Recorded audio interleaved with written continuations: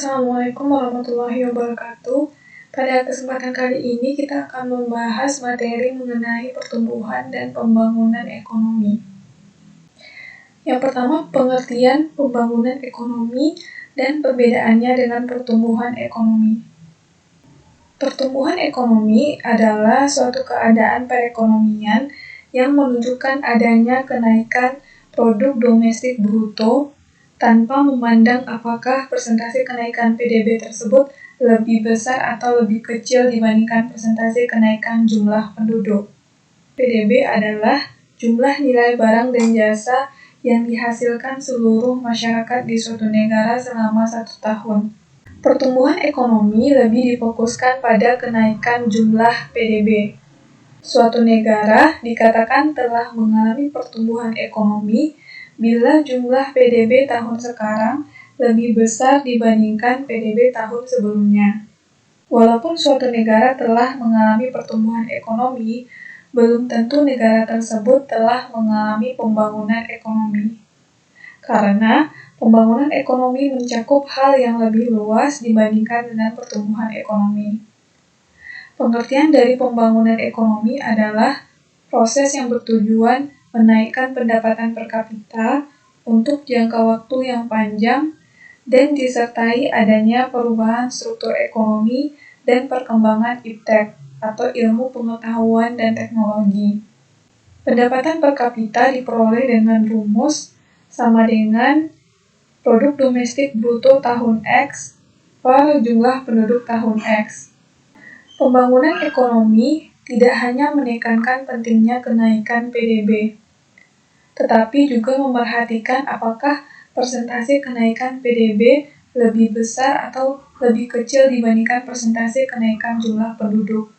Apabila persentase kenaikan PDB lebih kecil dibandingkan dengan persentase kenaikan jumlah penduduk, maka pendapatan per kapita akan turun. Artinya, pembangunan ekonomi yang dilaksanakan belum berhasil. Ilustrasi dari kenaikan PDB adalah sebagai berikut. PDB tahun 1990 adalah 1.000, sedangkan pada tahun 1991 PDB adalah 1.200. Dari tabel tersebut, persentase kenaikan PDB tahun 1991 adalah 20%. Kemudian jumlah penduduk tahun 1990 adalah 100 orang, sedangkan tahun 1991 adalah 130 orang. Dari tabel tersebut, terlihat bahwa persentase kenaikan jumlah penduduk tahun 1991 adalah 30%.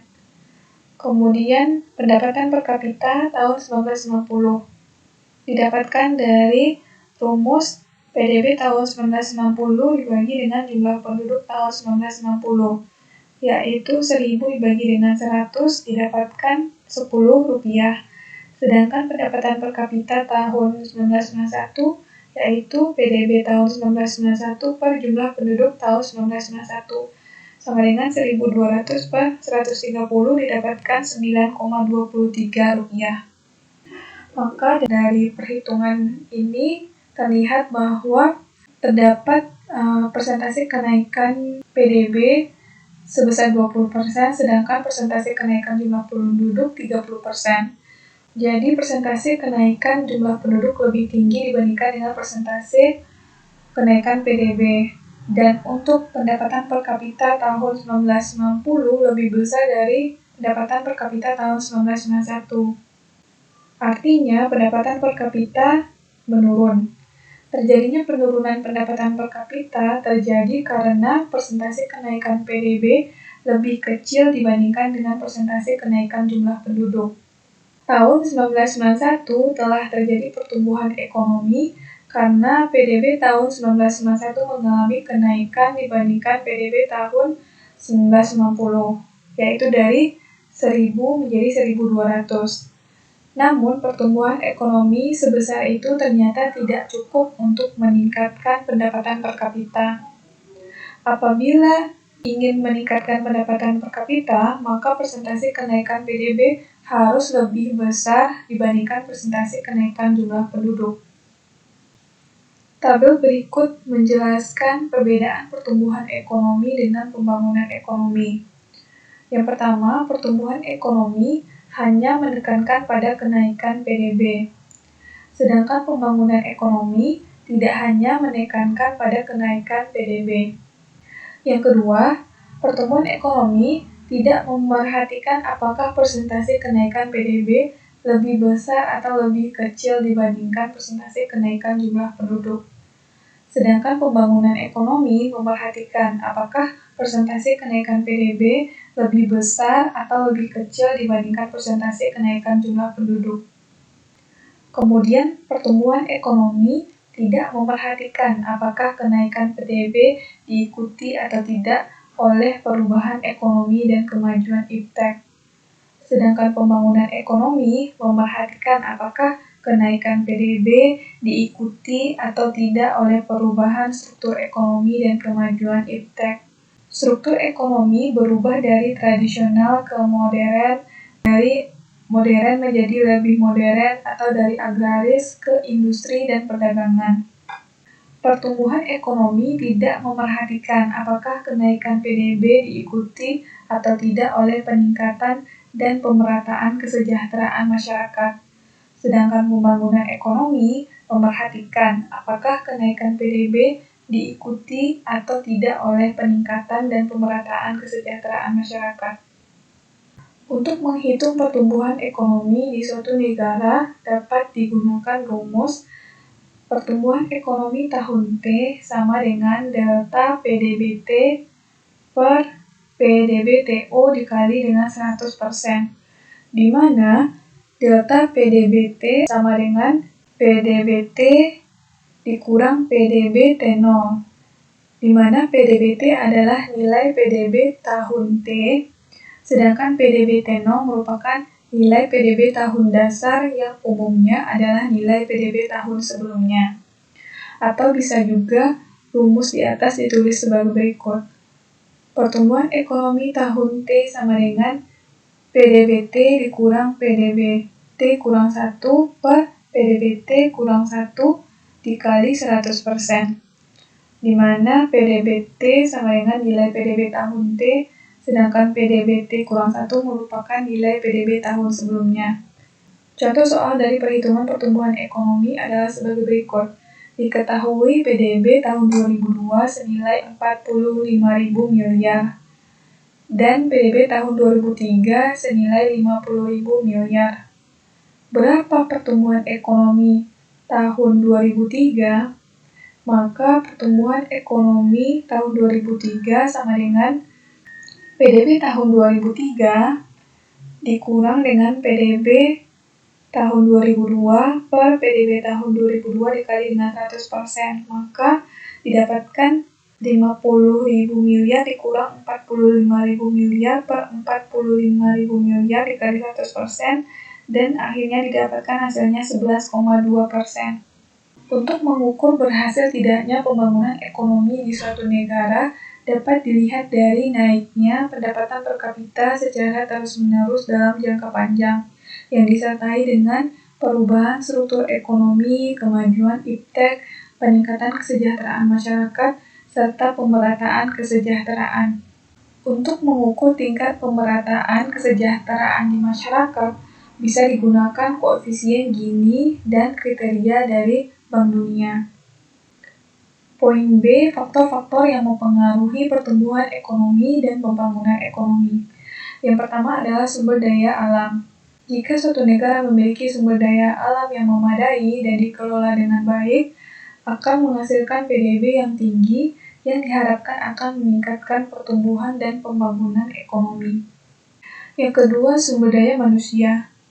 Dalam proses produksi, manusia mempunyai peran sebagai tenaga kerja sekaligus sebagai pengusaha yang bertugas mengombinasikan faktor-faktor produksi untuk menghasilkan barang dan jasa, menciptakan teknologi baru yang lebih modern untuk mempermudah pekerjaan dan meningkatkan hasil produksi.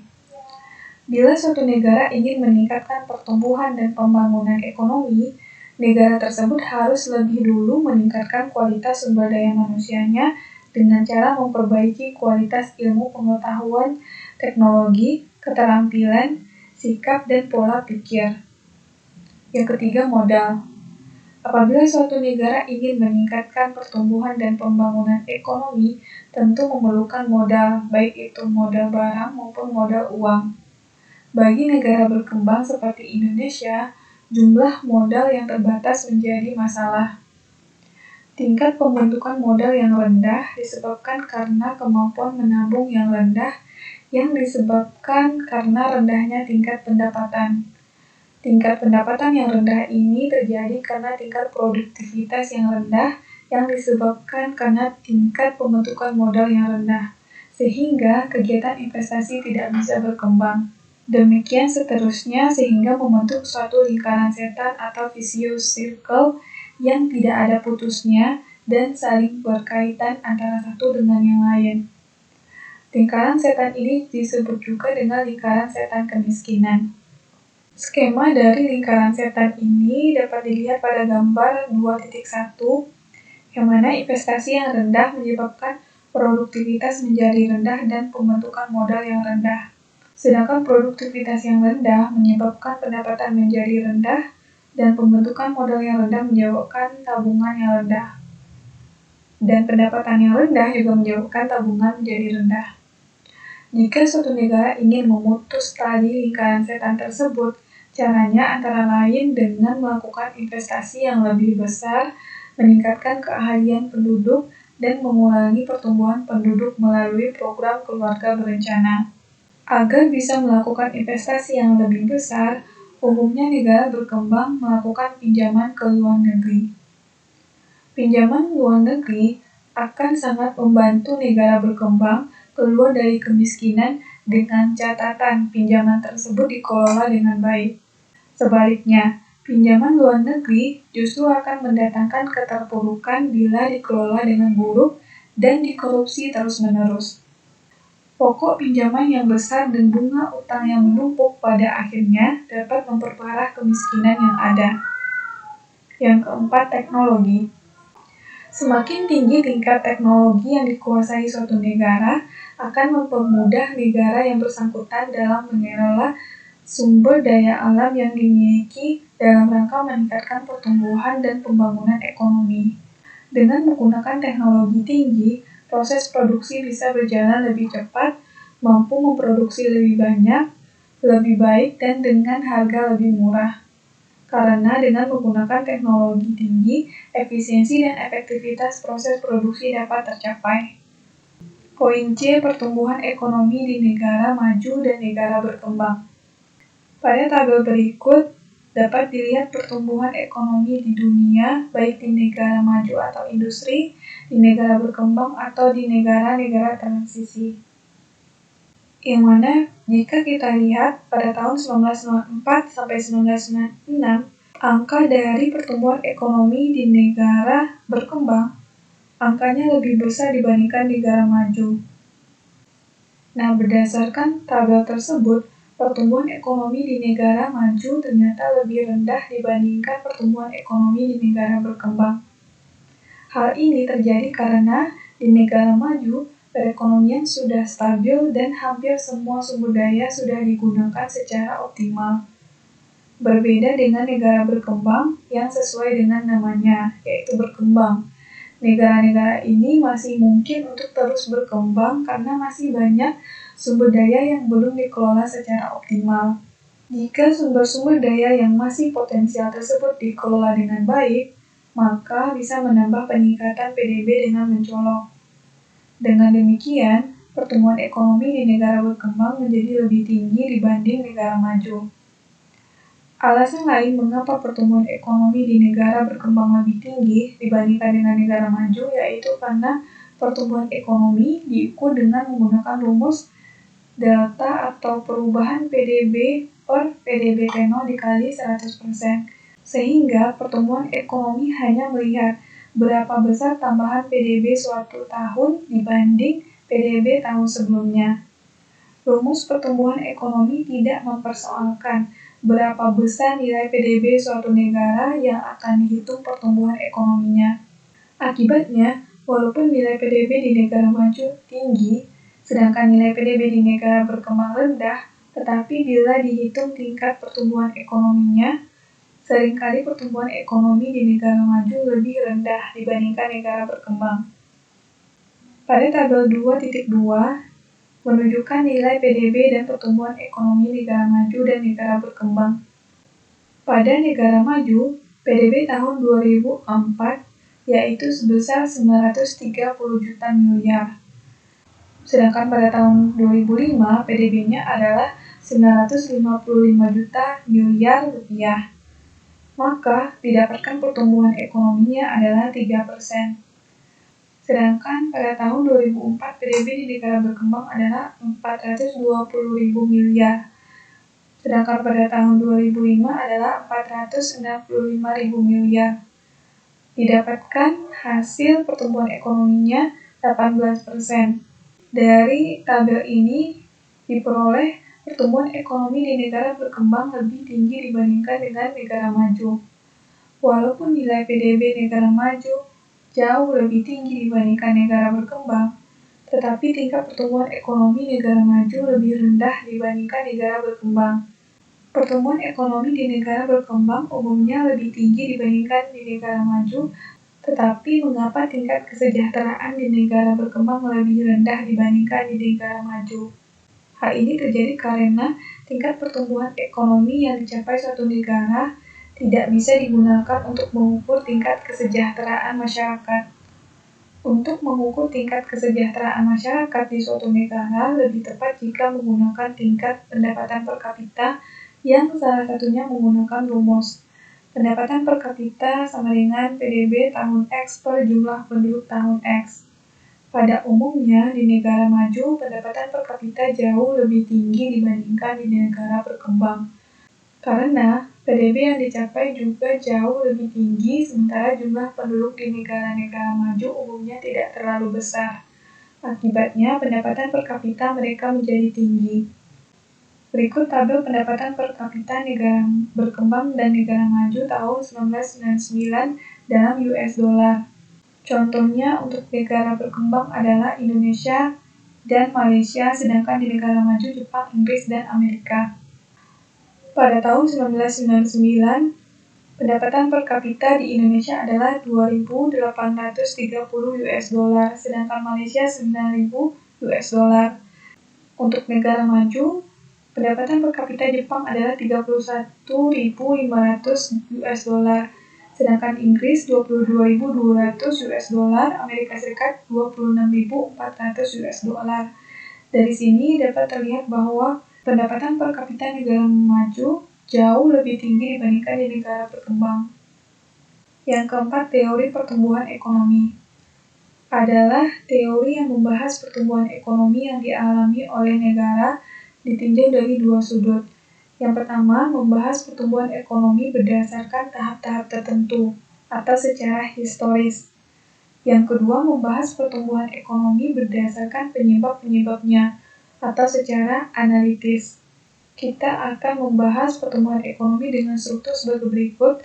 Yang pertama, secara historis, yaitu teori pertumbuhan ekonomi historis. Yang kedua, secara analitis, yaitu teori pertumbuhan ekonomi klasik, dan yang kedua teori pertumbuhan ekonomi neoklasik. Yang pertama, teori pertumbuhan ekonomi historis.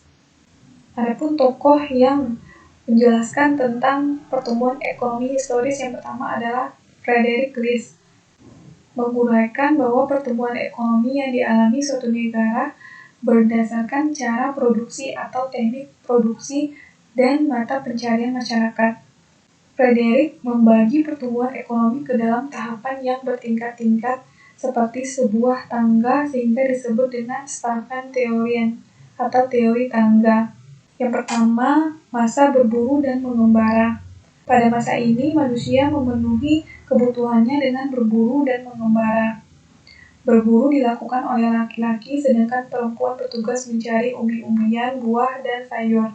Jika hewan dan tumbuhan sebagai makanan telah habis di suatu tempat, mereka akan berpindah atau mengembara ke tempat lain. Demikian seterusnya. Pada masa ini belum ada pertukaran karena manusia hanya berusaha untuk memenuhi kebutuhannya sendiri. Yang kedua, masa beternak dan bertani. Pada masa ini, manusia sudah mulai menetap di suatu tempat. Mereka memenuhi kebutuhan hidup dengan cara beternak dan bertani. Binatang buruan yang diperoleh sebagian dipelihara untuk diambil daging atau telurnya. Umbi-umbian, buah, sayuran, dan tanaman lain yang disukai ditanam agar suatu saat bisa dipanen dan dijadikan sebagai bahan makanan. Pada masa ini, karena tinggal menetap, maka mulai timbul perkampungan atau desa-desa. Yang ketiga, masa bertani dan kerajinan. Selain bertani, manusia sudah mulai mengembangkan kerajinan yang ada hubungannya dengan pertanian. Contohnya adalah pandai besi dan pertukangan. Kerajinan dikerjakan untuk memanfaatkan waktu luang setelah mengerjakan pekerjaan bertani. Yang keempat adalah masa kerajinan, industri, dan perniagaan. Pada masa ini, selain kerajinan, manusia juga telah melakukan kegiatan industri seperti mendirikan pabrik-pabrik dan perniagaan atau perdagangan. Sehingga muncul kota-kota sebagai pusat industri dan perdagangan.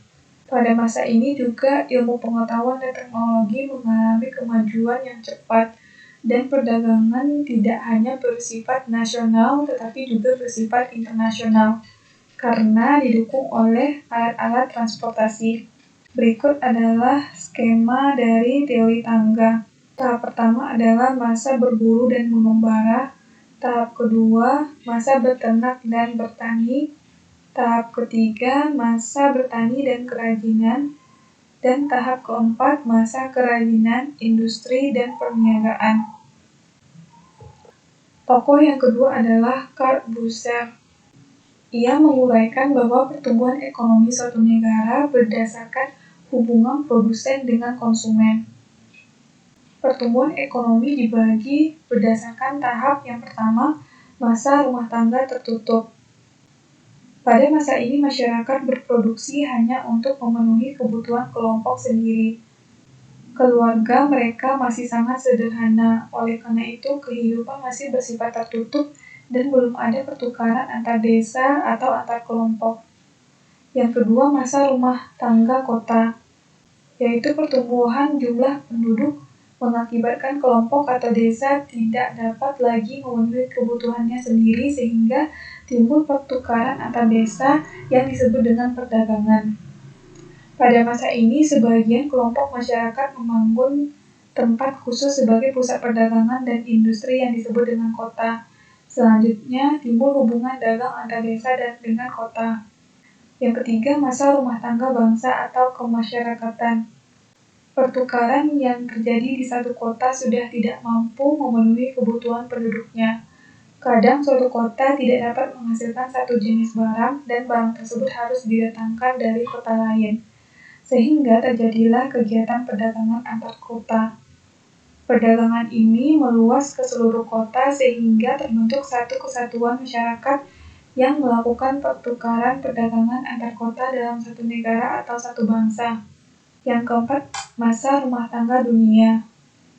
Pertukaran atau perdagangan sudah melewati batas-batas negara karena antar negara ternyata saling membutuhkan. Perdagangan antar negara juga didukung dengan kemajuan iptek yang memudahkan manusia berhubungan dengan negara lain. Tokoh yang ketiga adalah Werner Sombart, menguraikan bahwa pertumbuhan ekonomi terbagi atas 4 tahap. Yang pertama, pra-kapitalisme. Pada masa ini belum dikenal adanya kaum kapitalis atau paham kapitalis. Masyarakat bekerja untuk memenuhi kebutuhan sendiri dalam suasana kekeluargaan. Umumnya, masyarakat hidup dari sektor pertanian dan kehidupan masih bersifat statis. Yang kedua, kapitalis madya. Pada masa ini, kehidupan sudah mulai dinamis. Manusia sudah mengenal uang dan mulai menumpuk keuntungan dan kekayaan.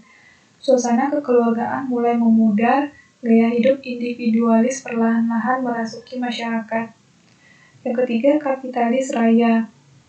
Pada masa ini kehidupan hanya diarahkan untuk mencari keuntungan sebanyak-banyaknya. Maka muncul para kaum kapitalis, yaitu kaum yang bermodal besar. Kaum ini menguasai alat-alat produksi untuk melakukan produksi secara besar-besaran, Sebagai akibat munculnya kaum kapitalis, muncul pula kaum buruh atau pekerja. Yang keempat, kapitalis akhir. Akibat adanya kesenjangan kesejahteraan antara kaum kapitalis dan kaum buruh, pada masa ini muncul kaum sosialis yang ingin mewujudkan kesejahteraan bersama. Untuk itu, campur tangan pemerintah mutlak diperlukan untuk mengendalikan perekonomian. Akibatnya, peran kaum kapitalis terdesak oleh kaum sosialis. Tokoh yang keempat adalah Walt Whitman Rostow. Dalam bukunya yang berjudul The Stage of Economic Growth, Rostow menguraikan pertumbuhan ekonomi ke dalam beberapa tahap. Yang pertama, masyarakat tradisional, yaitu kehidupan masih sangat tradisional. Adat istiadat masih berperan kuat, produksi masih menggunakan alat yang sederhana dan hanya mampu memproduksi dengan hasil yang terbatas. Yang kedua, prasyarat untuk lepas landas. Masyarakat mulai menyadari pentingnya dilakukan pembaharuan atau perubahan hidup. Mereka sudah tidak terpaku pada adat dan mulai menerima pemikiran baru, inovasi-inovasi baru, dan menerima perubahan cara-cara berproduksi. Akibat selanjutnya terjadilah perubahan struktur sosial, sistem politik, dan struktur kegiatan ekonomi. Kegiatan ekonomi mengalami perubahan dari agraris menjadi industri dan perdagangan, sehingga proses pertumbuhan ekonomi sudah mulai berlangsung dengan mantap dan negara dikatakan sudah siap menuju tahap lepas landas. Yang ketiga, lepas landas. Pertumbuhan ekonomi terus berlangsung. Pada permulaan masa lepas landas, bisa terjadi revolusi politik, timbulnya pasar baru yang sangat luas dan muncul penemuan baru yang sangat banyak. Selanjutnya, terjadi kegiatan penanaman modal yang pesat dan mencapai 10% dari produk nasional neto. Terjadi kemajuan yang tinggi dalam sektor industri serta terwujudnya suatu kerangka dasar yang kuat untuk melanjutkan pertumbuhan ekonomi ke tahap berikutnya.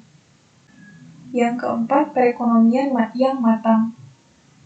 Masyarakat sudah mampu menggunakan teknologi modern secara selektif sehingga faktor-faktor produksi dapat dimanfaatkan secara efektif dan efisien. Sektor industri semakin penting, sedangkan sektor pertanian semakin menurun peranannya. Muncul tenaga-tenaga profesional di bidang industri. Perekonomian yang matang ditandai juga dengan kemampuan negara dalam menyelesaikan sendiri kesulitan ekonomi tanpa meminta bantuan dari negara lain. Yang kelima, konsumsi tinggi. Merupakan tahap pertumbuhan ekonomi yang paling tinggi. Masyarakat telah mencapai kemakmuran. Masyarakat lebih memikirkan cara berkonsumsi untuk mengalokasikan penghasilannya yang melimpah. Pendapatan per kapita real yang sangat tinggi digunakan untuk konsumsi semua barang, termasuk barang-barang mewah. Pada masa ini, negara dan masyarakat tinggal berusaha untuk mempertahankan kemakmurannya. Yang kedua, teori pertumbuhan ekonomi klasik. Dikemukakan oleh Adam Smith, David Ricardo, dan T.R. Malthus. Yang pertama, Adam Smith. Adam Smith adalah ahli ekonomi yang menulis buku The Wealth of Nations, yaitu kemakmuran suatu negara. Ia mengemukakan pentingnya sistem ekonomi liberal atau bebas, yakni sistem ekonomi yang bebas dari campur tangan pemerintah yang diperkuat dengan semboyan laissez-faire, laissez-passer. Adam Smith percaya bahwa dengan menggunakan sistem ekonomi liberal, pertumbuhan ekonomi dapat dicapai secara maksimal. Pertumbuhan ekonomi bisa dicapai dengan melibatkan dua unsur, yang pertama pertumbuhan penduduk, yang kedua pertumbuhan output total. Pertumbuhan output berupa barang dan jasa dipengaruhi oleh tiga komponen, yaitu sumber-sumber alam, tenaga kerja, jumlah persediaan barang. Agar terjadi pertumbuhan output, sumber-sumber alam harus dikelola oleh tenaga kerja dengan menggunakan barang modal.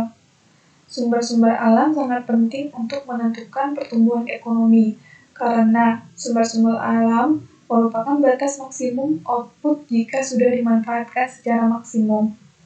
Sumber-sumber alam mencapai batas maksimum apabila telah dikerjakan oleh tenaga kerja yang handal dengan menggunakan barang modal yang cukup. Yang kedua, David Ricardo dan T.R. Malthus. Kedua tokoh ini mengkritik Adam Smith. Bila Adam Smith berpendapat bahwa pertumbuhan penduduk dapat meningkatkan pertumbuhan ekonomi, maka David Ricardo berpendapat bahwa pertumbuhan penduduk yang terlalu besar, hingga 2 kali lipat misalnya, bisa menyebabkan melimpahnya tenaga kerja. Tenaga kerja yang melimpah menyebabkan upah yang diterima menurun, di mana upah tersebut hanya bisa untuk membiayai tingkat hidup minimum. Pada taraf ini, perekonomian mengalami stagnasi yang disebut stationary state.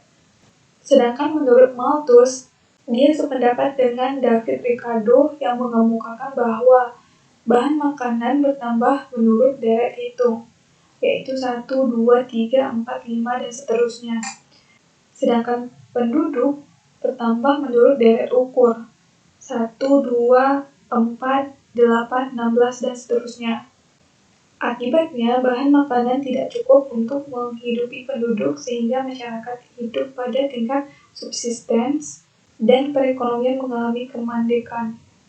Yang ketiga, teori pertumbuhan ekonomi neoklasik. Tokoh pertama adalah Robert Solow. Robert Solow merupakan ahli ekonomi yang memenangkan hadiah Nobel pada tahun 1987.